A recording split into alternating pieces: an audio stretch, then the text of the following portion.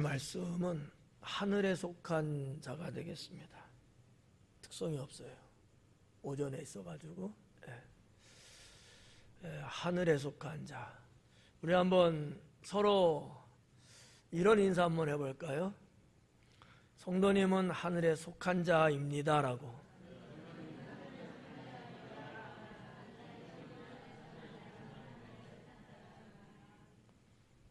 근데 정말 그렇게 믿어는 줘요? 다행이다. 딱 봤는데 하늘에 속한 것 같지는 않은 사람도 있을 수 있겠지.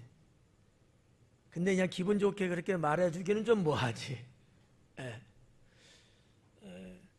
오늘 이 제목이 사실 성경 본문에 기록된 내용적으로는 없어요.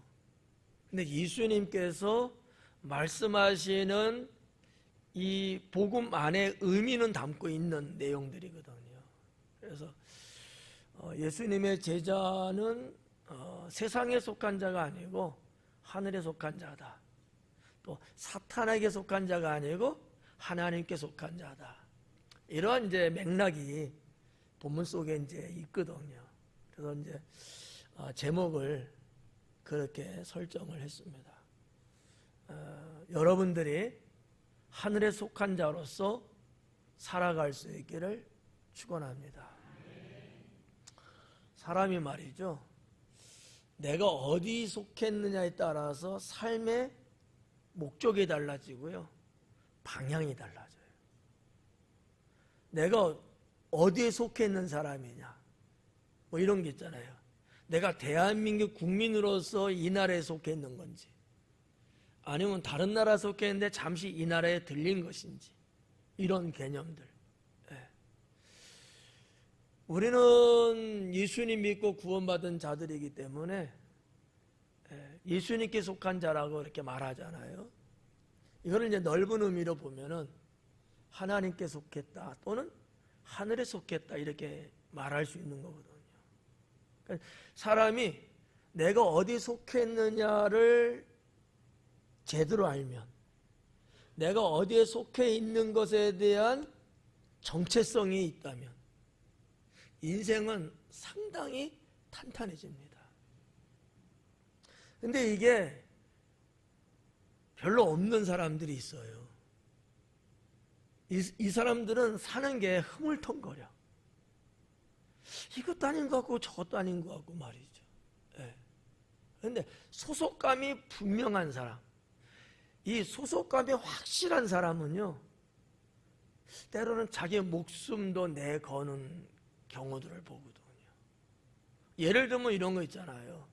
국가가 어려울 때 그 국가를 지키기 위해서 자기 목숨을 버리는 그런 분들 있지 않습니까? 그분들은 목숨이 한 3개쯤 되나요? 몇 개 돼요? 하나잖아요. 그럼에도 불구하고 자기 목숨을 내던지거든요. 왜 그럴까요? 이 나라는 내 나라라고 하는 이 나라에 대한 소속감이 확실하기 때문에 그렇거든요. 근데 이게 확실하지 않고 이런 정체성이 부족하면, 아니면 난 도망가면 되지 뭐. 이 나라에 어떻게 되든지 간에 일단 내가 먼저 살고 보자.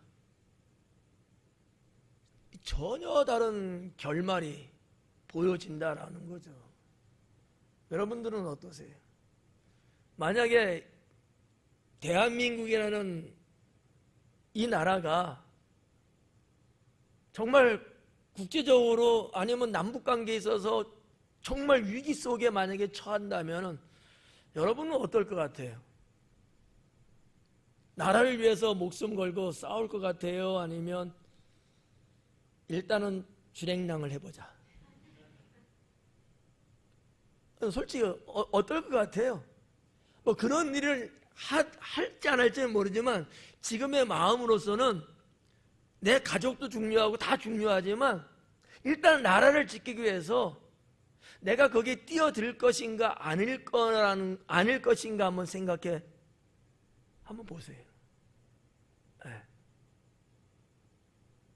어떨 것 같아요? 뛰어들 것 같아요? 쉽지 않죠?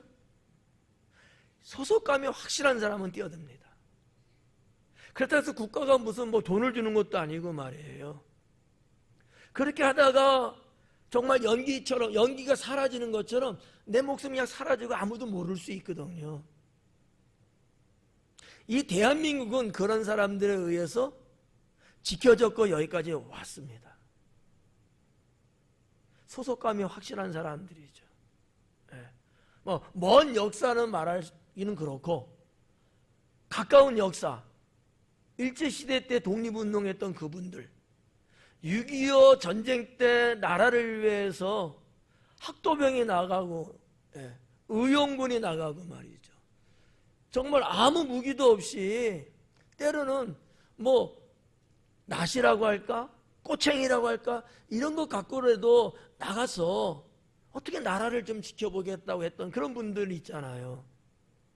그분들에 의해서 사실은 이 나라가 지켜졌다고 해도 과언은 아니라는 거죠. 근데 저분들은 왜 그렇게까지 했느냐는 거죠. 물론 여러 가지 뭐 이유를 말할 수 있는데 이게 한마디로 말하면 소속감이에요. 그러면 좀 더 현실적으로 우리 교회가 누구 교회예요? 우리 교회 내 교회잖아요. 교회가 어려움을 당하게 됐다가 한번 쳐보자고.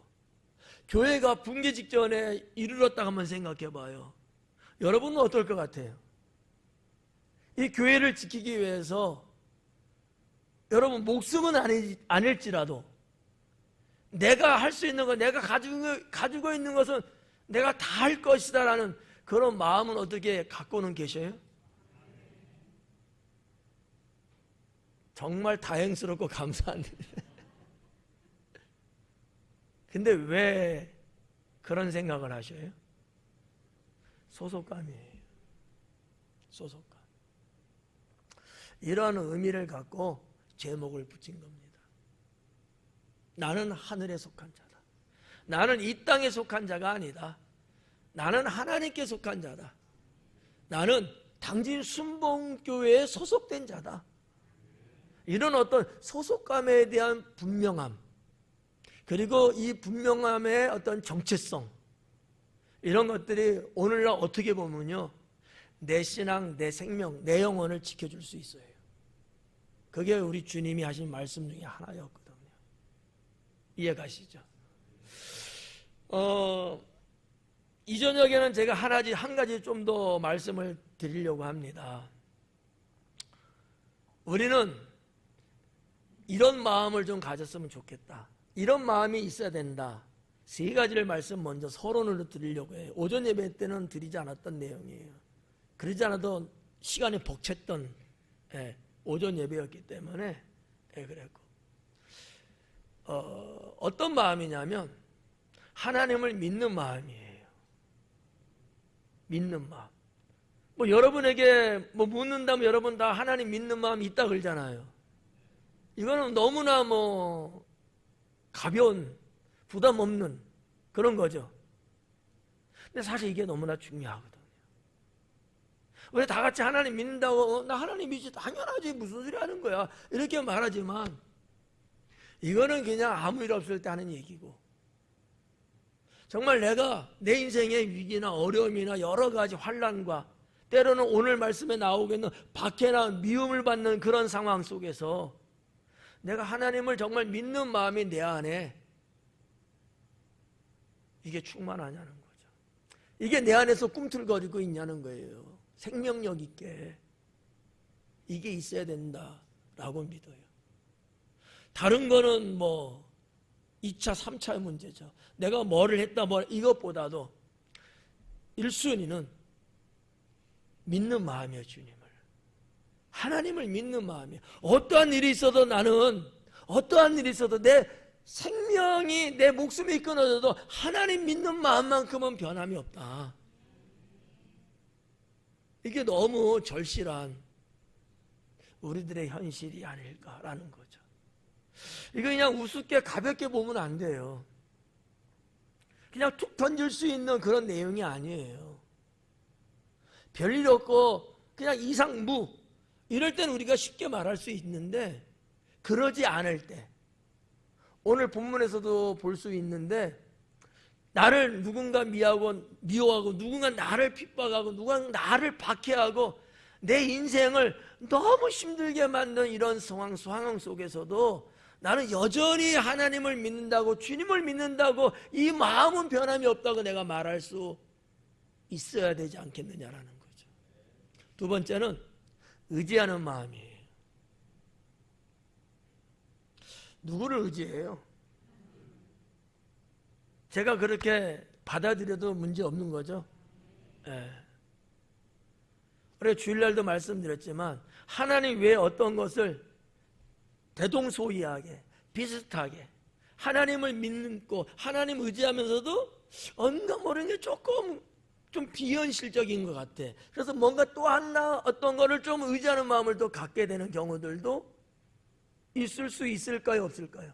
있겠죠. 이 부분을 지금 언급하고 싶은 거예요. 하나님을 의지하는 마음이 변질돼서는 안 된다. 하나님을 의지하는 것. 여러분, 이거를 이제 우리가 신학적으로 말하면 신심이라는 표현을 많이 하거든요. 하나님을 의지하는 거예요. 자, 봐봐요. 여기 헌금을 드렸잖아. 예를 드리는 거예요. 이 헌금 드린 분들 뭔 생각에, 무슨 신앙으로 하나님께 이렇게 헌금을 드렸을까?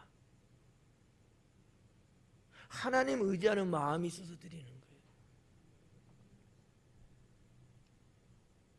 이해가 갈지 안 갈지는 모르겠는데, 내가 하나님 앞에 드림으로 인해서 하나님께서 내게 베푸실 은혜나 축복도 생각할까 안 할까요? 하잖아요. 이게 의지성이거든요. 하나님은 내 생명의 주인이시고 내가 그 하나님을 내가 의지한다는 고백이에요. 뭐 여러분들이 예를 들어서 뭐 이렇게 헌신을 하고 이러는 어떤 신앙의 행위 자체도 하나님을 의지하는가. 기도하시잖아요. 왜 하셔요? 의지하는 마음이 있기 때문에 기도하는 거거든요. 의지하는 마음이 없으면 기도 안 해요. 목사가 아무리 외쳐도요, 기도 안 합니다. 그냥 나는 그냥 내 방식대로 사는 거야. 네. 근데 사람들마다 하나님을 의지하는 정도가 다 달라요. 다 달라요. 네. 주일날 말씀드렸죠. 어떤 사람은 어느 여행지 갔는데 뭐 이야기거리가 뭐냐면 거기에 무슨 발가락을 이렇게 자꾸 만지면은 뭐 어떻게 되나 이런 얘기들이 있잖아요. 은근히 의지하는 게 있는 사람은 만져요. 뭐를 의지하는 거예요? 하나님 의지하는데 그걸 만져요? 아니거든요. 그러니까 하나님을 의지하는 마음이 내게 충만해야 하나님은 그거를 통해서 역사하시는 거거든요. 근데 의지하는 마음이 없는가? 보면 알잖아요. 의지하는 마음이 없는 사람은 어떤 액션들이 없어요. 하나님께 어떤 표현들을 안 해요. 상관없이 살거든요. 집안에서도 말이에요. 가족끼리 서로가 서로의 얽히고 설키고 이런 어떤 관계 속에서 의지를 하잖아요. 그럼 뭐가 있을까요? 가족 간에 교류가 있어요. 교류가 대화가 있고요, 교류가 있어요. 근데 서로에 대한 의지가 없어. 우리 엄마가 뭐라 하든 우리 아버지가 뭐라 하든 우리 애들이 뭐라 하든 거기에 대한 마음이 없는 거야. 관심도 없고요, 말할 필요도 없고요, 참견도 안 하잖아요. 그러니까 하나님을 의지하는 이 마음이 상당히 중요합니다. 이거 있는 분에게 성령이 강하게 역사하는 거거든요. 근데 하나님을 의지하지 않는 분들이 있어요. 뜨겁지도 않고 차지도 않고 미지근한 사람들. 이분들은 대체적으로 의지 안 합니다. 그냥 믿는다 정도예요. 그냥 내가 하지 뭐. 내가 하지. 하나님을 의지하는 사람은 나도 하긴 하지만 하나님께 전폭적으로 그 부분을 아뢰고 주님의 도우심을 바라는 이런 게 있잖아요. 근데 의지하는 마음이 없으면 이런 어떤 영적인 액션들이 없어요. 세 번째 마음은 담대한 마음이에요. 담대한 마음. 세상을 살아가는데 나는 하나님의 자녀로서 나는 죄악과 사망을 이기신 주님을 믿고 따르는 자로서의 나는 담대함을 갖고 살아야 되는 거거든요. 우리 크리스천들이요, 담대한 마음이 없을 때가 많다는 거죠. 그래서 그다지 큰 문제도 아닌데 담대함이 없다 보니까 허물어져요. 마음이 허물어지고요. 뭔가 목표를 세웠던 어떤 주님 안에서 소망들이 있잖아요. 이런 것들도 그냥 그저 무너져 버려요. 담대함이 없는 거야. 그래서 뭘 하나 하려고 해도 이 사람 눈치 보고 저 사람 눈치 보고 이것 재보고 저것 재보고 따져보고 막 이러는 거지. 담대함이 있으면은 어때요? 하나님이 행하실 것을 믿거든요. 우리는 주님의 이름으로 하는 거예요. 그냥 누가 하실까요? 주님이 하시는 거예요. 이 담대함이 있어야 돼요. 우리 늘 성경 보고 뭐 늘 설교 듣고 맨날 그러면 뭐예요? 현실 속에서는 담대함이 없는데, 현실 속에서는 담대함이 없어요. 이거 속이의 경읽기죠. 하나님은 그걸 원하지 않는다는 거죠. 이따가도 이 말씀을 슬쩍 제가 언급하겠습니다마는 주님은 우리 보고 담대하라는 거거든요. 여호수아에게도 그런 말씀을 했잖아요. 강하고 담대하라. 담대해야지만이 하나님 나라가 주어지고 확장되어지고, 담대해야지만이 사탄의 권세를 이길 수 있거든요. 내 힘으로 하는 건 아니지만 우리는 주님의 백을 믿고 나와 함께 하시는 주님을 믿고 우리는 담대하는 거거든요. 그래서 우리가 신앙생활을 하면서 이 세 가지의 마음 정도는 가장 기본적으로 가져야 되지 않겠는가. 믿는 마음 첫 번째, 의지하는 마음 두 번째, 담대한 마음 세 번째. 네. 이렇게 오늘 강의가 끝나면 얼마나 좋겠어요. 이제 시작하려고 하는 거예요. 네. 자, 18절에 보니까 세상이 너희를 미워하며 너희보다 먼저 나를 미워한 줄을 알라. 세상이 너희를 미워한다는 거예요. 여기 말하는 너희는 제자들이잖아요. 세상이 제자들을 미워. 여기서 말하는 세상은 우리가 앞부분의 세상이 무엇이라는 것을 보고 왔어요. 사탄의 영역이라든지 죄악이 이런 것들, 그렇죠? 하나님을 반대하고 무시하고 저버린 이런 자, 이게 다 세상에 속한 것들이거든요. 그런 세상이 너희를 미워한다면, 그럼 오늘 15장에서 말하는 이 세상의 이 대상자는 누구겠어요? 일반 백성들이 예수님의 제자들을 미워할까요? 어떻게 생각하세요? 누가 예수님의 제자들을 미워할까요? 어려우면 누가 예수님을 미워할까요? 예? 제가 말할게요. 그 당시에 대제사장, 서기관, 바리새인, 일명 종교 지도자들, 당시의 유대 사회를 쥐락펴락했던 그런 권력자들, 그들이 예수님을 미워했잖아요. 여기 말씀에도 그러니까 나를 미워한 줄을 알라. 이미 나는 그들로부터 미움을 받고 있는 자라는 얘기예요. 나를 미워한 그들이 너희를 미워한다라는 얘기거든. 근데 이거 이상하게 여기지 말라는 거예요. 그게 18절 말씀이, 세상이 너희를 미워하면 너희보다 먼저 나를 미워한 줄을 깨달으라는 거예요. 너희만 미워하는 게 아니라 나를 미워했기 때문에 그들이 당연히 너희들까지도 미워하고 있다는 얘기거든요. 그러면 왜 세상이, 왜 당시에 그러한 사람들이 왜 예수님을 미워했냐라는 거예요. 간단한 말로 뭐 때문에 미워했어요? 예수님이 이 땅에 오셔서 당시에 그들, 하나님으로부터 세움을 받아서 백성들을 주의 나라로 인도해야 될 그들, 근데 그들이 그 역할을 안 하잖아. 오히려 그들이 백성들에게 위해서 군림하고 오히려 비진리 속에서 백성들을 끌고 가잖아요. 이와 같은 모습을 예수님이 보시면서 그들에게 뭐라 그래요? 야단치고 있거든요. 그들의 죄악상에 대해서 주님이 이야기를 하셨거든, 계속해서. 그러니까 그들은 예수님을 미워할 수밖에 없었던 거죠. 아니, 오늘 갑자기 나타나갖고 말이죠. 아니, 뭐 몇 명 데리고 다니면서 그냥 미주알 고주알 하면서 이랬네 저랬네 하면서 들쑤시듯이 저 나사렛 예수가 막 그러는 거예요. 아니, 그러기 전까지는 살만했어요. 누가 감히 우리들에 대해서 이러쿵저러쿵 한 자가 없었거든요. 아니, 속마음은 그랬겠지. 자기 집안에서는 그랬겠지. 근데 대놓고 그러는 자는 없었거든요. 근데 예수라는 자는 대놓고 이야기를 하는 거예요.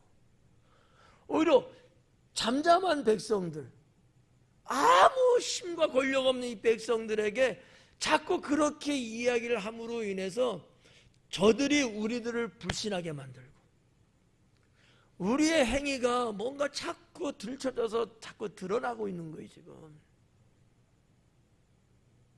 이쁘겠어요? 믿겠어요? 믿죠. 우리 같으면 이쁘겠어요?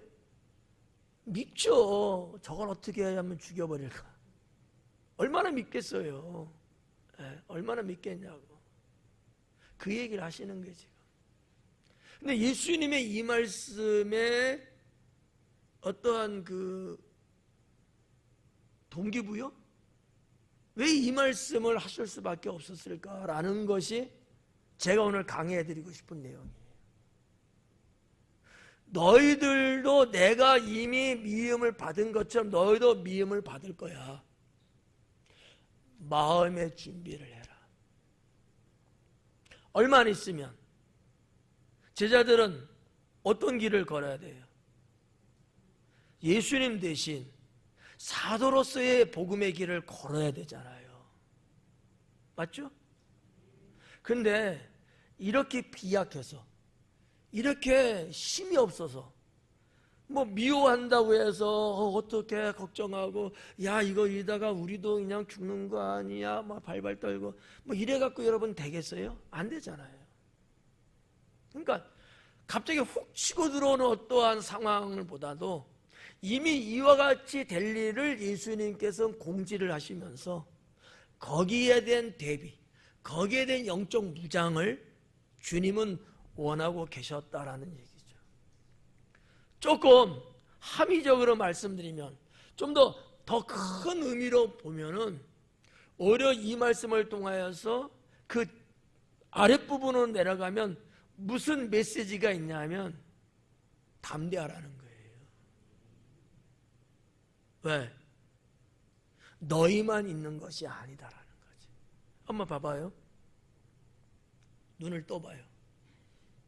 계시받지 말고. 내가 그렇게 미움을 받았잖아. 나를 죽이려고 난리를 법석 떨었잖아. 근데 예수님 어때요? 상황이 지금 무너졌어요? 그렇게 미움을 한 몸에 받은 예수님이지만 여전히 당당하게 지금 예루살렘 성전도 출입하시고 백성들이 모이는 광장 아고라에도 계시고 전혀 문제없이 지금 사역하시잖아요. 너희들이 미움을 받는다 할지라도 두려워할 건 없다라는 거지. 내가 그러는 것처럼 너희도 문제 없음을 말씀하는 것 아니겠는가. 그렇다면, 그 말이 맞다면 예수님은 이 말을 통하여 두려움과 공포, 근심과 걱정, 염려할 수밖에 없는 제자들에게 큰 위로를 주고 있는 말씀일 수도 있다라고 해석할 수 있다는 거죠. 어떻게 보면 제자들만의 얘기는 아니지 않느냐라는 거죠. 오늘날 우리들의 이야기일 수 있습니다. 오늘날 우리들의 내용일 수 있다는 거예요. 때는 우리도 아무 이유 없이 미움받고 괜히 나한테 집적거리고 불이익을 주고 이런 경우들이 있잖아요. 우리 학생들 할 때 학교 내에서도 교회 다닌다고 장난질하고 괜히 왕따 시키듯이 뭐 그러는 수도 있고, 청년들이든 직장인들 보면 이런 사례들이 많거든요. 아직 우리 사회가 그런 것들이 많이 남아 있어요. 뭐 내가 잘못해서 그러면 그냥 주님 앞에 회개하고 뭔가 대비책을 준비하면 되는데 전혀 그게 없거든요. 단지 그냥 하나님 믿는 거, 교회 다닌다는 거, 그것 때문에. 근데 주님은 뭐라 하는 거예요? 두려워하지 말라는 거예요. 예수님도 그 미움을 다 받으신 분이라는 거지. 예수님도 다 받으셨다. 우리만 맞는 거 아니에요. 주님도 받으셨고요, 주님을 따른 우리도 받아요. 문제는 하등의 문제는 없다는 거지. 이 신앙을 가져야 돼. 그렇게 돼갖고 그냥 사는 게 힘들어지면 어떡해. 이런 어떠한 힘듦에 내가 매몰되면은 큰 문제가 되겠죠. 근데 주님은 그렇지 않다라고 말씀하고 있는 거예요. 여러분, 19절의 말씀이 뭐니까? 너희가 세상에 속하였으면 세상이 자기의 것을 사랑할 것이나 그래요. 세상은 어때요? 세상은 빛을 미워합니다. 뭐를 사랑하죠? 어둠을 사랑해요. 19절 말씀은 봐봐요. 너희가 세상에 속했다면은 세상이 자기의 것을 사랑할 것이다.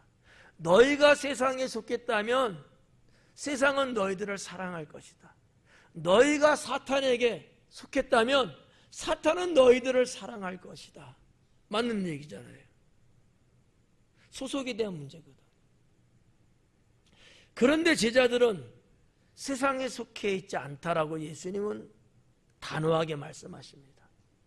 세상에 속해 있는 자가 아니라는 거예요. 너희는 내가 택하여서 내게 속한 자리라는 거죠. 내가 택했다는 거예요. 그래서 내 안에 있는 자들이라는 거거든요. 그게 19절 말씀이거든요. 봐봐요. 너희는 세상에 속한 자가 아니요 도리어 내가 너희를 세상에서 택하였기 때문에 세상에 너희를 미워하느니라. 이렇게 되면은 결국 예수님 나 괜히 택해갖고 미움받고 살게끔 만들었네? 뭐 이렇게 볼 수도 있지요. 근데 말이에요, 마가복음 같은 데도 말씀 보면은 10장 30절에 그랬어요. 박해받는 자에게 영생함이 있느니라. 박해받으면 죽을 것 같고 안 될 것 같고 모든 것이 다 끝장날 것 같잖아요. 주님의 해석은 그렇지 않다는 거지. 베드로를 통해서도 하나님은 이런 말씀을 하셨거든요. 환난이 오는 것을 이상하게 겪지 마라. 하나님을 잘 믿고자 하는 자, 하나님을 잘 믿는 것이 인정됨을 받았다는 것은 오히려 환난이 온다고 하는 거예요. 내가 미움을 받는다는 얘기는 뭐를 말하는 거겠어요? 세상으로부터 내가 미움을 받아요. 뭘 입증하고 있는 거예요 지금? 내가 하나님을 잘 믿고 있다는 걸 입증하고 있는 거예요. 내가 하나님께 소속된 자라는 것을 지금 입증하고 있는 거예요. 근데 그런 것들이 없어요. 잘 믿어서 없으면 좋지만 반면에 내가 하나님 믿는 자답지 않게 살기 때문에 오히려 미움이 내게 없을 수 있거든요. 표시가 안 나잖아요. 자기들하고 똑같은 거야. 똑같이 놀아. 그러니 여러분 미워할 이유가 뭐가 있어요? 예수님 19절 하신 말씀이거든요. 세상에 속했다면 세상이 너희를 사랑했을 거야. 너 같은 편이야. 같은 진찐이야. 미워해요? 미워할 이유가 없죠. 근데 서로가 다른 길을 가는 거야. 서로가 생각이 달라요. 그러니까 밉지. 같이 해야 되는데 이렇게 하자는데도 안 하고 나는 하나님 믿기 때문에 나는 그럴 수 없어 이러는 거예요. 여러분 우리나라 그 연예인들 중에서도 하나님 믿는 사람 참 많잖아요. 특히 이 예능계에 뭐 코미디언이라든지 하여튼 뭐 그 있잖아요. 예. 주영훈 같은 분은 말이죠. 목사님이 아마 됐죠? 예. 안 됐어요? 집사님이? 그분은요 재산이 수백억 될 수 있는 사람이거든요. 근데 그거 다 포기하고 주의 길을 가는 거예요. 주변 사람이 얼마나 믿겠어요. 근데 그는 뭐를 깨달았을까요? 사도 바울이 고백한 거예요. 배설물 어긴 거예요. 옛날에 예수님 믿기 전에 알기 전에는 아니었지만 주님을 알고 나서부터는 그 모든 것들이 나에게는 배설물 같은 정도밖에 안 되는 걸 느낀 거예요. 주님을 아는 것이 더 고상한 거야. 이것이 더 보배롭고요, 더 보석 같았던 거예요. 세상의 모든 직업 잡은 내려놓고 말이죠. 오직 복음 선교하는 쪽에 몰두하고 있거든요. 이런 분들이 한둘이 아닙니다. 뭐 그분들이 잘 믿냐 안 믿냐 뭐 여러 가지 말할 수는 있는데 제가 볼 때는 그 자체가 쉬웠겠냐는 거죠. 그렇잖아요. 소속감의 문제예요. 내가 하나님께 소속되고 내가 하나님께 붙잡힌 자가 됐고 주님이 내 안에 계시고 이런 어떠한 소속감의 정체성이 확실하다 보니까 믿음의 행보가 달라요. 표시가 확 나잖아요 벌써. 이 반대가 뭐예요? 내가 살면서 표시가 없어. 뭐 누구한테 뭐 신앙을 이야기한 적도 없고 복음을 제시한 적도 없고 세상 사람, 세상 친구, 동료들이 하자는데 똑같이 하고 같이 뭐 이런 말 저런 말 하고 미워할 이유가 없죠. 이래서 만약에 미움을 받지 않는다면 좋은 건가요? 나쁜 건가요? 저 장황하게 얘기했는데 이해를 못했나요? 그건 나쁜 거예요. 내가 크리스찬이 아닌 것처럼 살아왔다는 얘기거든. 우리는 어떤 의미에서 내가 하나님께 구원받은 그리스도인이라는 것을 의도적으로 밝히며 살아야 돼요. 의도적으로. 어려울 수는 있죠. 더 잘해야 되니까 부담 갈 수도 있겠죠. 하지만 그것이 내가 구원받은 자로서의 의무고 도리가 아니겠느냐라는 거죠. 여러분 직장에서 이 저녁에는 그래도 직장 다니시고 일 다니시고 이런 분들이 거의 참석하신 거잖아. 오전 예배는 그런 사람 없어. 네. 내가 어떻게 내 주변 사람들한테 내 모습을 보이고 살았느냐. 안 믿는 척 교회 안 다니는 척 하면서 살았다면 이건 앞을 싸죠. 그래서 미움을 안 받는 건 좋을런지 몰라요. 과연 주님은 기뻐하시겠느냐라는 거죠.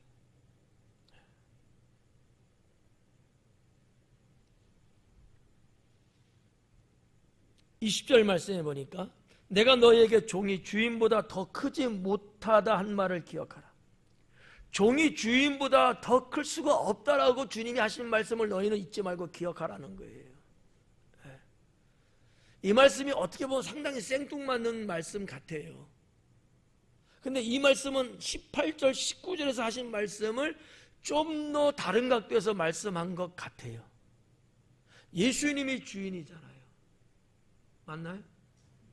그리고 그의 제자들은 종에 해당되는 비유적으로 우리가 지난주에 봤던 내용이 뭡니까? 너희들이 종이냐, 이제는 내가 종으로 부르지 않고 친구로 여기겠다 그랬잖아요. 연결되고 있는 말씀들이거든요. 종이 주인보다 클 수 없잖아요.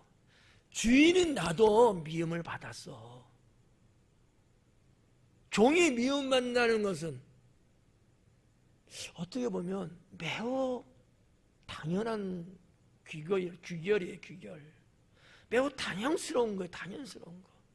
근데 그거 갖고 너희들이 화를 짝하고 그것 때문에 너희가 의기소침해져 갖고 깔아넣는다면 천국을 소유한 자로서 그게 맞겠느냐라는 거거든요. 하나님 나라를 소유한 자는요, 세상을 진동시킬 수 있을 만큼의 사람들이어야 된다는 것이 히브리서의 말씀이거든요. 여러분 한 사람이 있는 그 자리에서 마치 지진의 강도가 7, 8을 일으킬 수 있을 만큼 내 주변 사람들과 환경을 뒤집어 놓을 수 있는, 그러다가 설상 누군가로부터 미움을 받는다 할지라도 그래야 그들의 영혼을 깨울 수 있다고 하는 진리라고 하는 것이지요.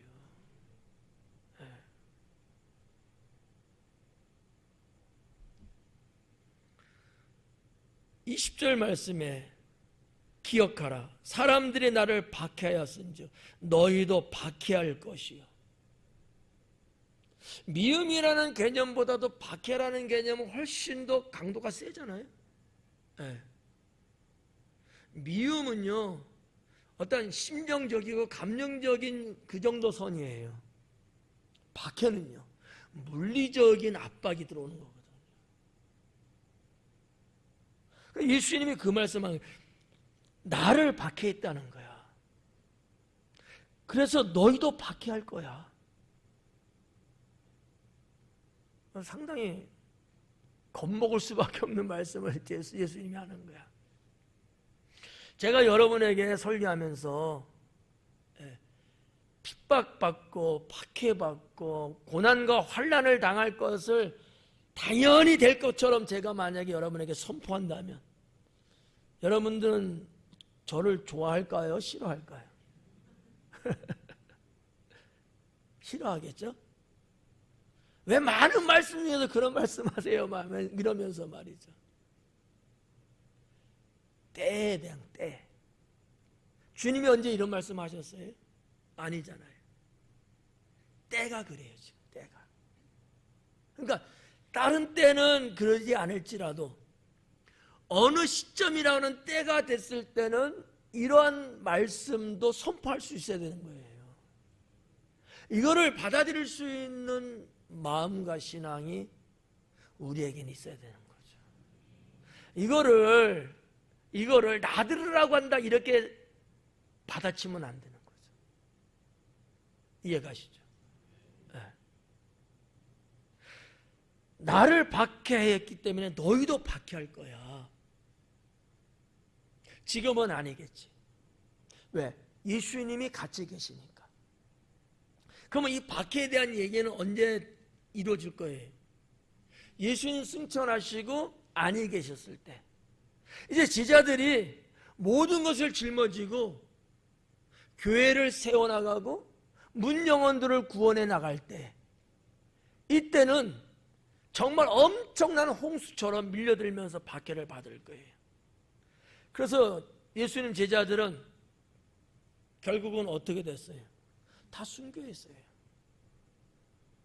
어떻게 우리 순교 같이 할까요? 이 날이 올 것을 주님은 이미 예시하고 있는 거거든요. 여러분 곧 박해받아서 죽을 거 각오하실, 다 도망갈 것 같은데? 도망가요, 안 가요? 대답 못 하시네. 도망갈 게 뻔한 일이니까. 네. 그러니까 제자들이 느끼는 이 어떤 감정의 이 무너짐, 우리가 이 일을 당하지 않아서 모르잖아요. 근데 사도시대 때는 정말 이런 일들이 비일비재하게 많이 일어났고요. 사도뿐이겠습니까? 많은 당시에 믿는 자들이 다 예수님 이름 때문에 다 죽었잖아요. 차라리 그냥 칼로 그냥 확 찔러서 단번에 죽으면 얼마나 좋겠어요. 그렇잖아요. 나는 그게 좋을 것 같아. 차라리 총 한 방 빡 쏴갖고 그냥 죽는 게 깨끗하지. 근데 손목 다 잘라. 다리들 막 잘라. 막 혓바닥도 막 뽑아내버려. 눈도 막 파버려. 죽고 싶지만 죽지도 않으면서 이 고통을 다 당하면서 박해를 당하는 거예요. 이게 얼마나 여러분, 이게 얼마나 힘들겠냐는 거예요. 제자들은 그랬거든요.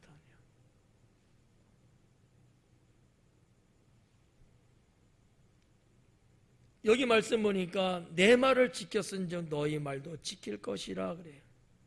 자, 나를 박해하였은즉 너희도 박해할 것인데, 이게 문장적으로 사실 끊어진 거예요. 우리는 하나의 문장으로 쭉 이어나가고 있잖아요. 그래서 앞에 문장과 뒤에 문장이 연결이 조금 이상하게 느낄 만큼 좀 결이 안 맞아요. 나를 박해했는데 너희도 박해할 거야. 내 말을 들었으니까 너희 말도 들을 거야. 뭔가 좀 이상하잖아요. 그죠? 도대체 이게 무슨 말일까라는 거죠. 자, 박해는 박해입니다. 그런데 내 말을 지켰다는 거예요, 그들이. 여기서 말하는 그들은 세상을 말하는 당시에 그런 사람들을 말하는 건 아니에요. 예수님 복음 전하시는 그때에 주님의 말씀을 듣고 믿는 자들이 있었어요, 없었어요? 있었죠. 그들을 말하는 거예요. 그들이 내 말을 지켰은지 너희 말도 지킬 것이다. 네. 이게 뭐가 이렇게 중요할까? 제가 볼 때는 아주 중요해요. 제자들이 은근히 걱정되고 두려운 게 뭐겠어요?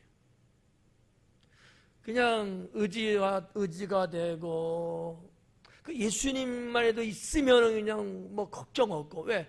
자기들 경험상에 있잖아요. 풍랑이는 갈릴리 바다 호수를 배 타고 갈 때도 주님이 계셨기 때문에 문제 없었고, 이런 여러 가지 사건들을 보면서 그래 주님만 있으면, 그래서 베드로가 뭐라 그래요? 주시거든 나로 오라 하소서. 문제가 없다는 거야. 주님만 있으면 아무리 바다가 풍랑 일어도. 근데 지금 그게 아닌 거예요. 두렵죠. 구약의 선지자 엘리야를 여러분 기억하시죠? 갈멜산에서 아합과 이세벨과의 싸움, 이 우상 숭배자들과의 싸움 850대 1 있었잖아요.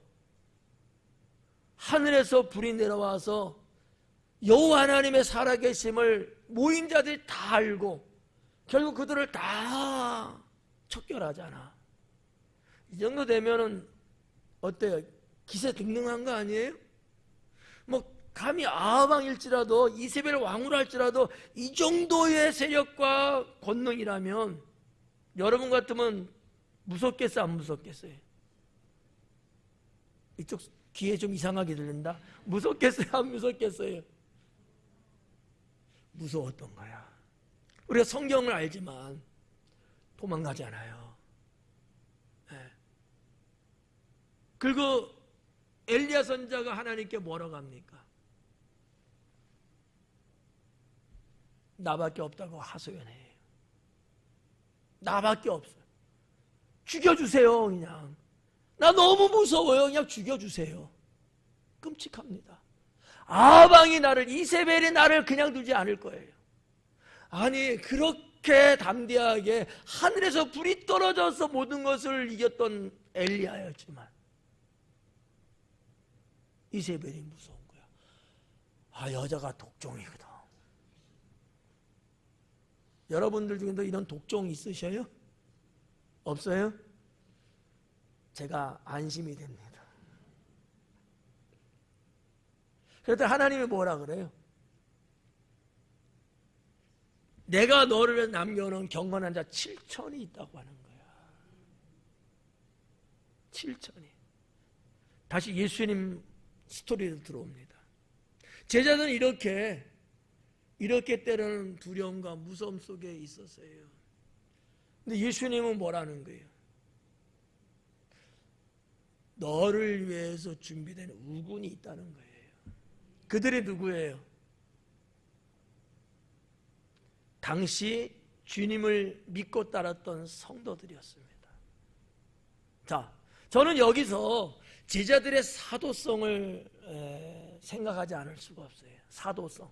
사도라는 것은 아포스톨로스잖아요. 보냄받았다는 거거든요. 당연히 예수님이 12명의 제자는 보냄받은 자들이죠. 지금까지도 그들을 사도라고 말하니까. 예. 그런데 그들에게 누가 있었다고요? 당시 예수님을 믿고 따랐던 믿음의 사람들이 있단 말이에요. 그들이 내 말을 지킨 것처럼 너희들의 말도 지킬 것이다. 그 성도들이 누구예요? 사도였던 거예요. 예수님 12제자의 사도는 아니지만 하나님에 의해서 하나님의 교회 복음 사역에 뛰어들 수 있는 보냄받은 자들. 이 말이 조금 어려울까요? 우리가 이 사도라고 하는 이 어떤 단어적 개념을 예수님 12제자를 딱 묶어놓는 건 사실 있어요. 이건 신학적으로. 여러분 어디 나가서 나 사도야 이렇게 말하면 이단 취급받아요. 네. 의미를 말하는 게 의미. 예수님에게 보냄받은 제자들이잖아. 그래서 사도예요. 그러나 당시에 믿음으로 구원받은 주님을 따르는 일반 성도들 역시 하나님 나라 주의 몸된 교회를 위해서 보냄받은 자들이거든. 이해 가요? 구별 가요? 이거 구별 못하면 죽어 그냥. 이 말로 제자들은 큰 위로가 되는 거예요. 봐봐요. 하나님은 사도들을 통해서 성령의 역사로 사도들에서 교회가 세워졌잖아요. 맞죠? 초대교회 사도들에 의해서 교회가 세워졌잖아요. 지나가는 거린에 의해서 세워졌나요? 아니잖아요. 주의 종에 의해서 교회가 세워졌어요. 주의 종만 있었나요? 근데 누가 있었어요? 세워진 교회 성도들이 있었어요. 하나님이 그들을 보내시는 거예요. 우리 교회는 어때요? 목사에 의해서 하나님이 세우셨어요. 근데 누가 보냄받은 거예요? 여러분이 보냄받아서 여기 있는 거예요. 사도라고 부르지는 않지만 의미적으로 사역적으로는 여러분도 사도라고 하는 이 사명감이 있어야 된다는 거지. 그냥 한낱 나는 아무것도 아닌 지푸라기 같은 존재 이렇게 보시면 안 된다는 거죠. 하나님의 교회를 위해서 하나님이 나를 이곳에 보내셨어. 이해가요? 이와 같이 보냄받은 이들이 있다는 것을 제자들이 알아야 된다는 거지. 얼마나 여러분 큰 힘이 되겠어요. 천군만마 얻은 거 아니에요? 이 말씀을 저는 여러분에게 강해를 해드리고 싶었던 거죠. 여러분들에게는 엘리야처럼 차라리 죽여주세요. 너무 힘들어요. 못 살겠어요. 여러분 살다 보면 하나님께 이런 하소연 아닌 그런 있을 수도 있잖아. 그럼 정말 여러분 혼자인가요? 아니면 누가 있어요? 우군이 있는 거야. 영적 우군 말이죠. 내 편이 되어주는 우군이 있단 말이에요. 신앙의 이 눈을 뜨지 못하면 세상살이 내내 힘들어요. 이런 영적인 눈을, 이런 의식을 여러분 열었을 때 세상에 어떠한 일이 있어도 두렵지 않은 거거든요. 그래서 주님은 담대하라고 하신 거예요. 담대하라. 내가 너희와 함께하니 담대하라. 자, 짚고 넘어갑시다. 여러분 혼자예요? 여러분에게는 우군이 있어요? 우군이 누구예요? 묻지 않을게요. 믿음의 형제자매들이기도 하고요, 가깝게는. 정말 최고의 우군은 누굽니까? 하나님인데 좀 더 다른 말로 성령이시죠. 그분이 어디 계셔요? 그렇죠. 내 안에 계셔. 최고의 우군인 거예요. 최고의 우군. 그래서 세상을 두려워하지 마라. 비록 때로는 미움을 받고 때로는 박해를 당하고 때로는 환난을 겪는다 할지라도 성령께서 함께 하시기 때문에 담대해야 된다는 거예요. 이 말씀을 여기서 놓쳐버리면 아무 의미가 없거든요.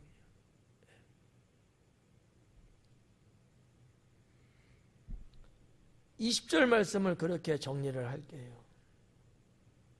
그래서 너희 말을 지킬 거라는 이것은 지금 예수님과 같이 있을 때 이때가 아니고요, 주님 승천하시고 이 땅이 없고 사도들에 의해서 복음 전파하는 그때 훗날이 되겠죠. 그날에 너희가 전하는 말도 그들은 지킬 것이다. 이런 메시지죠. 21절에 그러나 사람들이 내 이름으로 말미암아 이 모든 일을 너희에게 하리라. 20절은 잘 나갔는데 21절 보니까 다시 또 힘든 이야기가 나오네요. 내 이름으로 말미암아 이 모든 일을 너희에게 하리니. 누가? 사람들이. 뭐를 해요? 박해를 한다는 거예요. 박해를. 만약에 뒷부분에 이는 나를 보내신 이를 알지 못한 이 말이 없다면은 오히려 사람들이 내 이름으로 말미암아 이 모든 너희에게 할 것이다 이면은 그 앞에 있는 절에 해당된다고 볼 수 있거든요. 근데 뒤에 있는 말씀을 보니까 그 내용은 아니고 박해받음에 대한 것을 계속 이어져 나가고 있다라고 보는 거죠. 주님의 제자들이 하나님의 용사로서 그 사명을 감당하기를 상당히 원하고 계셨다라고 보지 않을 수가 없다는 거죠. 우리들에게는 어떨까요? 마찬가지겠죠. 그래서 여기 보니까 그런 거예요. 이 모든 일을 너희에게 하리니 이는 설명이죠. 나를 보내신 이를 알지 못함이라. 나를 보내신, 예수님을 보내신 이가 누굽니까? 하나님이잖아요. 하나님을 저들이 몰라서 너희를 박해할 거라는 거지. 그러니까 당시에 대제사장, 서기관, 바리새인 등등의 이와 같은 사람들은 다 나름대로요 한몫하는 사람들이에요. 지적, 학문적 다 뛰어난 사람들입니다. 그럼에도 불구하고 하나님을 모른다는 거야. 아니 성경을 그렇게 늘 읽고 또 성경을 또 가르치고 그 위치에 있는 사람들이거든요. 그러면 그들은 도대체 뭘 했길래 하나님 어떠한 분을 모르냐 이거죠. 수박 겉핥기 같은 거지. 말씀에 담겨져 있는 그 깊이에 있는 내용의 하나님 뜻을 모르고 겉에 문자적으로 기록되어 있는 것밖에 모르는 거예요. 영적 무지함이죠. 또 성경적 지식의 무지함이에요. 외람된 얘기지만 우리 모두 성경 갖고 있잖아요. 여러분 성경 읽으시잖아요. 그렇지만 이 성경 깊이 안에 있는 이 진리를 다 알까요? 모르잖아요. 이와 비슷했던 거예요. 그러면 그들은 도대체 왜 그럴 수밖에 없었을까? 이쪽에 관심이 없어. 이거는 요식행위야. 이것은 형식이야. 이거는 그냥 자기들의 직임이나 위치를 보존하기 위해서 그냥 해야 됐을 뿐이에요. 정말 백성들을 위해서 하나님의 뜻이 무엇인지를 정말 가르치고 그러기 위해서 연구하고 그러지는 않았다라고 볼 수밖에 없지 않겠느냐라는 거죠. 어때요? 얘들은 어떻게 보면 자기들이 해야 할 일들을 망각한 무책임한 삶을 살면서 뭐만 즐겼어요? 호요식만 즐겼던 거예요. 백성들은 힘들고 어려운데 그들을 위로하고 그들에게 하늘의 소망을 갖게 하고 그들이 주님을 바라볼 수 있는 신앙의 삶을 살게 해야 되는데, 그래서 하나님의 은혜가 임하는 이런 선순환적인 것들을 가질 수 있게끔 해줘야 되잖아요. 이 일은 안 한 거죠. 그러니 주님이 이 땅에 오셔서 그들의 모습을 봤을 때 어떻겠어요? 책망하지 않을 수가 없었던 거죠. 그러니까 그들은 18절에서 말한 것처럼 주님을 미워할 수밖에 없었던 거죠. 뭐 현대 사회도 역사적으로 볼 때도 바른 말 하는 사람 대부분 사람들이 미워한다고 그래요. 그죠? 옳은 말인데 옳은 말 해주면요 싫어해요. 좋아하는 사람이 그렇게 많지 않다고 그래요. 왜? 내 치부가 드러나거든. 정말 현명한 사람은요 그런 얘기를 들었을 때 아 내가 그랬구나. 그래 내가 이 부분은 그러면 내가 좀 고치고 내가 좀 더 좋은 쪽을 내가 선택을 잘해야 되겠다. 어떤 도전을 갖는 게 이제 보통 현명한 사람인데 어리석은 사람은 아닌 거죠. 나한테 좋은 말, 바른 말 해주는 것을 싫어해서 그 사람을 미워하고 죽이려고 하죠. 네. 그렇죠. 여러분들은 어디에 해당돼요? 누가 나한테 바른 말 이렇게 해주면 고마워하는 스타일이에요? 저놈의 새끼 그냥 미워하는 스타일이에요. 당연히 그렇게 말하겠지. 나도 알아. 그럴 줄 알았어. 그래야죠. 그래야 되잖아요. 그래야지만이 정말 내가 혹 잘못된 길 혹시나 삐져나갈 때 그나마 내가 붙잡을 수 있잖아요. 근데 그거를 싫어하면요 사람 나중에 방관하고요. 내가 더 곁길로 가도 누가 나를 컨트롤하지 못하니까 나를 붙잡아주지 못하니까 결국 나는 영혼 절벽으로 떨어질 수밖에 없죠. 그렇죠. 여러분 이거 한번 여쭤볼까요? 시간이 많이 갔네. 여러분 운전하실 때 아니면 옆에 탈 때 안전벨트 매요 안 매요? 정말 매요? 내가 본 적 있는데 매죠? 근데 안 매는 경우가 있다고 쳐봐 한번. 근데 제가 안전벨트 매야지 매세요 이랬다고 한번 해봐. 그 소리 듣기 싫어요? 괜찮아요? 괜찮아요? 싫어하더라고. 여러분 사고가 없을 때는 안전벨트 안 매도 문제가 없다고 느끼잖아. 사고가 예고가 있어요? 5분 후에 사고 날 거야 알아서 이래요? 아니거든. 사고 나면 죽어요. 안전벨트 안 매면. 안전벨트 요즘은 그런 게 좀 없는데 이 안전벨트에 클립 끼는 사람들 있죠 이거. 답답하다고 꽉 조이면 느슨하게 이게 흉내만 내는 사람들 여러분 중에 있어요? 당장 회개하세요. 그러면 안 돼. 이거 사고 나면 그냥 죽어요. 앞에 유리창 확 박아버리거든요. 제가 말씀드렸잖아요. 이 얼굴이 완전히 다 무너졌어. 피투성이고요. 제가 봤잖아요. 안전벨트가 없어요. 안전벨트만 맸더라면. 이런 이야기를 예를 드린 거야. 이런 얘기를 내가 그러지 않고 있는데 내가 조금 뭐 안 되고 있는데 속도 좀 줄여. 골목에서 그렇게 밟으면 어떡해. 이런 말을 하는 거야. 듣기 좋아요, 싫어요?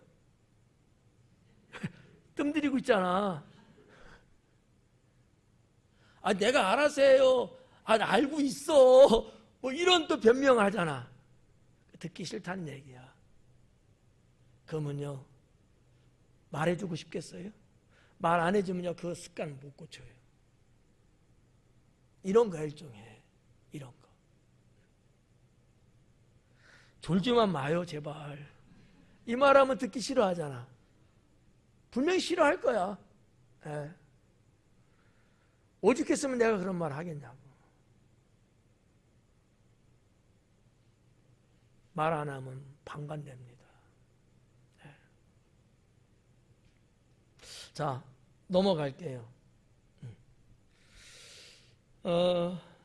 사람들이 내 이름으로 말미암아 이 모든 일을 너에게 하리니 이는 나를 보내시는 이를 알지 못함이라. 22절에 내가 와서 그들에게 말하지 아니하였더라면 죄가 없었으려니와 그래요. 내가 이 땅에 와서 그들에게 말하지 않았다면 저들에겐 죄가 없었을까? 죄가 들춰나지 않았다는 거예요. 근데 내가 와서 본즉 그들이 그러니까 내가 이야기를 해서 저들의 죄가 뭔지 잘못이 뭔지를 만천하에 알게 된 거잖아. 그리고 나서는요 그들은 핑계댈 거리가 없다라고 예수님이 말씀하고 있거든요. 그러면 예수님께서 말한 것은 뭐를 말씀한 걸까요? 내가 와서 말한 것이 있어요. 말 안 하면 죄가 성립이 안 될 텐데 몰랐으니까 말을 해서 알게 됐잖아. 도대체 예수님이 하신 말씀이 뭐길래 뭐 수없이 많죠. 뭐 가지수로 따지면. 그래서 그냥 좀 간단하게 크게 세 가지 정도를 한번 볼 수 있어요. 하나는 하나님 나라예요. 예수님이 오셔서 빼놓지 않고 늘 가슴에 담고 하신 말씀은 하나님 나라에 대한 말씀을 전했어요. 그 두 번째는 회개하라는 거였거든요. 회개하라. 세 번째는 복음을 전했거든요. 생명의 말씀이에요. 이게 서로가 다른 색깔이 다른 거예요. 유대 백성들은 하나님 나라 알죠. 그들도 죽으면 하나님 나라 간다고 믿죠. 근데 그들의 신앙은 어땠냐? 하나님 나라가 죽어서 가는 것만 생각하고 있었던 거거든요. 여러분은 어떠세요? 똑같아요? 이건 매우 위험한 사상입니다. 성경에서 말하는 하나님 나라는 그렇지 않아요. 그것도 있지만 이 땅을 살면서 하나님 나라를 살아가야 되는 거거든요. 그래서 예수님께서 하신 말씀이 그거의 첫 복음이 하나님 나라가 이 땅에 임하였느니라. 내가 이 땅에 옴으로 인해서 하나님 나라가 임했다는 거예요. 그래서 나를 믿는 자, 나를 받아들인 자에게는 뭐가 있다? 하나님 나라가 그에게 있다는 얘기거든요. 근데 유대인들은 이걸 몰랐어요. 그래서 이 얘기를 계속해서 말씀을 했거든요. 그리고 죄를 짓고 살았으니까 회개하라고 했고, 그리고 내가 메시아잖아요. 메시아를 믿어야, 나를 믿어야 누구든지 구원받을 수 있다는 이 복음을 전했거든요. 큰 것으로 한 세 가지 정도를 나눠볼 수 있다. 그러는 거죠. 더 가짓수 늘려 아무도 원하지 않죠? 22절에서는 우리가 그런 부분들을 좀 살펴볼 수 있지 않을까라고 생각합니다. 그들에게 말하지 아니하였더라면 죄가 없었겠지만 지금은 그 죄를 핑계할 수 없다. 왜? 들었기 때문이에요. 뭐가 옳고 그런지, 뭐가 죄고 뭐가 죄가 아닌지, 하나님이 기뻐하는 게 뭔지 싫어하는 게 뭔지를 이미 들어서 알았어요. 그래서 핑계할 수가 없는 거야. 좀 몰랐는데 얘기 안 된다는 거지. 여러분은 어때요? 핑계거리 있어요 없어요? 왜요? 여러분도 이미 들어서 알고 있기 때문에 그런 내용인 거죠. 23절에 나를 미워하는 자는 또 내 아버지를 미워하느니라. 이건 앞부분에서 한 2번 정도 말씀한 거니까 넘어갈게요. 24절 내가 아무도 못한 일을 그들 중에서 하지 아니하였더라면, 뭔가 좀 어서 좀 본 것 같죠? 22절에도 그랬고 내가 말하지 않았더라면이었는데 24절은 내가 하지 않았더라면 행위에 대한 말씀을 하고 있는 거야. 말씀한 거하고 행위하고 지금 22절과 24절이 좀 나눠진 거예요. 내가 아무도 못한 일을 그들 중에서 하지 않았더라면, 아무도 못한 일이에요. 아무도 못했어요. 그러면 예수님이 하신 이 일은 도대체 뭘까? 첫째는 말씀 가르치신 거예요. 아까 말씀드렸잖아요. 정말 말씀을 그 당시에 했어야 될 사람들이 그걸 안 했다니까. 그래서 주님은 그거를 하시는 거지. 말씀을 가르쳤어요. 그래서 늘 예수님은요, 말씀을 가르쳤어요. 세례 요한은 어땠어요? 광야에 외치는 소리로서 선포했어요. 캐립소라고 말하거든요. 뭐 너희들이 그러든 말든 뭐 하든 안 하든 계속 나팔 불듯이 막 때렸다는 말이죠. 예수님은 그렇게 복음 전하지 않았어요. 하나하나 조목조목 뭐가 옳고 뭐가 잘못된 것인지, 하나님의 뜻이 무엇인지를 하나씩 하나씩 말씀을 티칭했거든, 가르쳤단 말이죠. 두 번째는 뭐냐? 표적을 행했다는 거죠. 표적을. 그 얘기를 말씀하고 있는 거예요. 내가 아무도 못한 일을 그들 중에서 하지 아니하였더라면 그들에게 죄가 없었겠지만 지금은 그들이 나와 내 아버지를 보았고 또 미워하느니라 그래요. 그러니까 앞에 22절처럼 죄가 있다는 얘기야. 근데 여기 보면은 나와 내 아버지를 보았고 또 미워한다. 나와 내 아버지를 봤대잖아요. 근데 유대인들의 사상에는 하나님을 볼 수 있는 자가 있다고 생각해요? 없다고 생각해요? 없다고 생각하거든요. 하나님은 볼 수 없다고 그들은 철석같이 알고 있어요. 근데 예수님은 지금 봤다고 그러는 거야. 말이 안 맞죠. 그래서 제자도 물어본 거잖아요. 아버지를 보여달라고. 예수님이 뭐라 그래요? 나를 보았으면 아버지를 봤는데 왜 자꾸 아버지를 보여달라고 하느냐. 하나님과 예수님은 이런 면에서 하나이신 거예요. 네. 자, 그러면 나와 아버지를 보았다 그랬잖아. 사실 유대인들은 하나님을 봤다고 말을 못하거든요. 그들이 갖고 있는 신앙의 정신이 그래요. 근데 예수님은 봤다는 거야. 그럼 도대체 뭐를 봤길래 그러느냐는 거지. 뭐를 봤길래. 한 세 가지로 소개할게요. 첫째는 질병을 고치신 일들이에요. 다 이적을 행하신 것들인데, 질병. 각색 질병을 다 고치셨잖아요. 혈류증도 고치고, 그죠? 뭐 중풍병도 고치고, 38년 된 병자 고치고, 각색 질병 다 고쳤어요. 당시에 유대인들의 의식 속에 이런 일들을 사람이 할 수 있다고? 절대 불가능하다고 믿었어요. 근데 누가 하는 거예요, 지금? 그들은 이거는 하나님만이 할 수 있다고 믿었어요. 근데 지금 누가 한 거예요? 예수님이 한 거예요. 이 의미라는 거지. 주님은 그 능력을 행하시면서 내가 하나님과 하나라는 것을 입증하고 있는 거예요. 유대인들은 인간은 도저히 그런 일 할 수 없어, 이렇게 봤거든요. 두 번째는 귀신을 내쫓는 일이에요. 그래서 그들이 뭐라 그래? 예수님이 귀신 쫓는 거 보고서 바알세볼이 들어가서 저런다 이렇게 얘기하잖아요. 인간으로서 할 수 없는 거거든. 이건 신의 존재, 신의 영역이라만 봤거든요. 근데 예수님은 어땠어요? 귀신들을 내쫓았잖아요. 세 번째 하나 더. 뭘까요? 죽은 자를 살렸어요.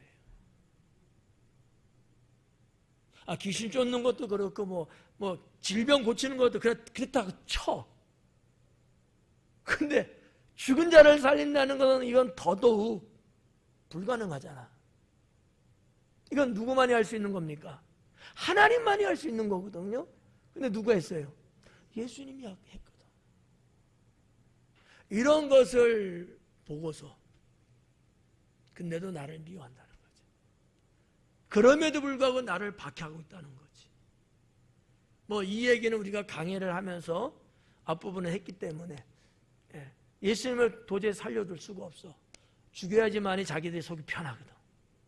자기들의 돈도 생기고 지위도 유지할 수 있고 뭐 여러 가지 이런 어떠한 물리적이고 정치학적인 것들이 이제 있어서 그러긴 했지만 오늘 말씀은 그냥 신앙적인 부분들이에요. 25절에 보니까 그러나 이는 그들의 율법에 기록된 바 그들이 이유 없이 나를 미워하였다 한 말을 응하게 하려 함이라. 이유 없이 나를 미워했대요. 시편에 기록되어 있거든요.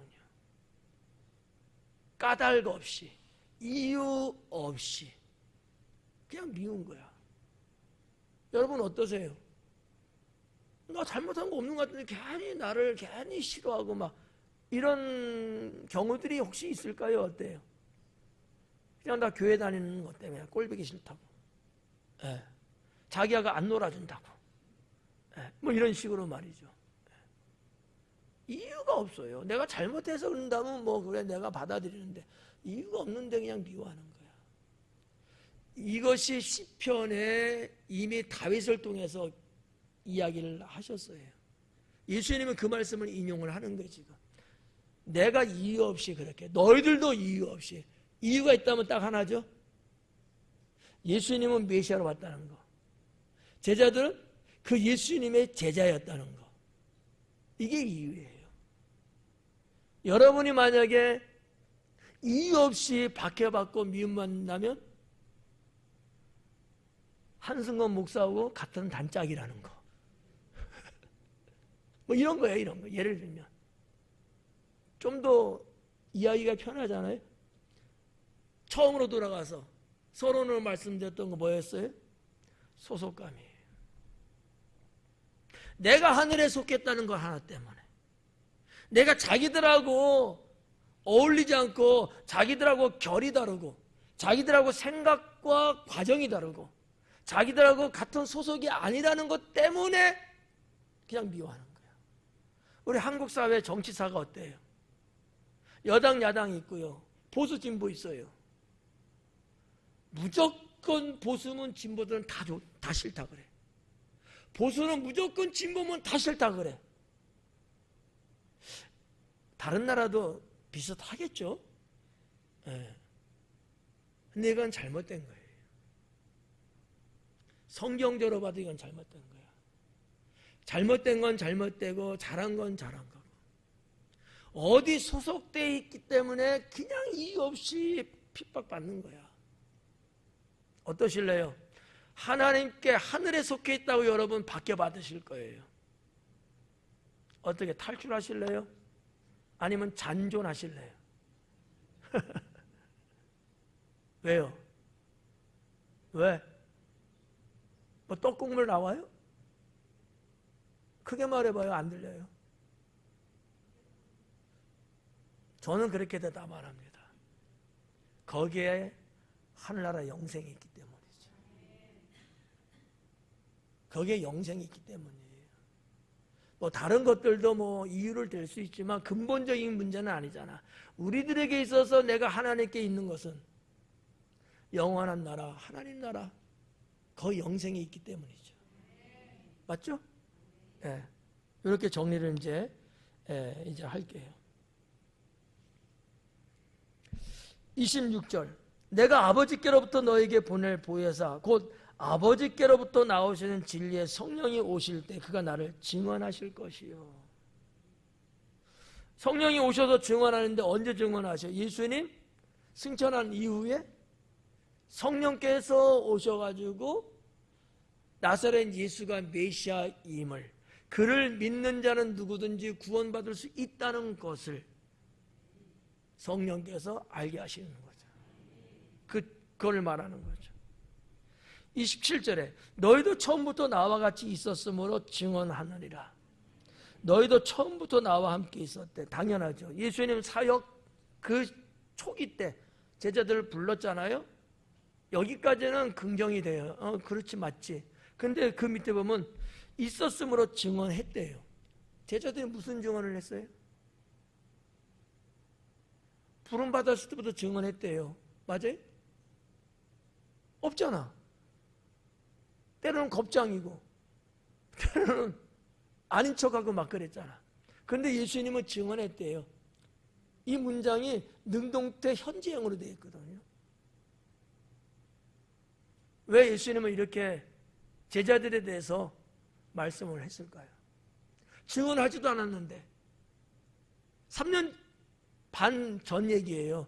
증언 안 했어요. 지금도 증언 안 하고 있어요. 근데 증언하느니라 그래. 왜 그런다고요? 뭐 때문에? 그렇죠.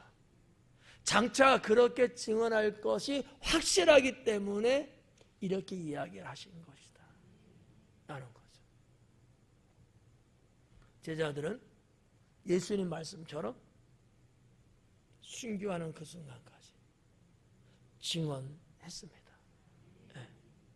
또 하나 팁을 드린다면 예수님의 제자로 부름받는 그 순간부터가 증언자의 자리에 있게 된 거예요.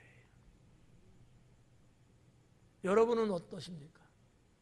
예수님 믿는 그 순간부터 여러분도 주님의 증언자라는 사실이죠. 할렐루야. 기도하겠습니다.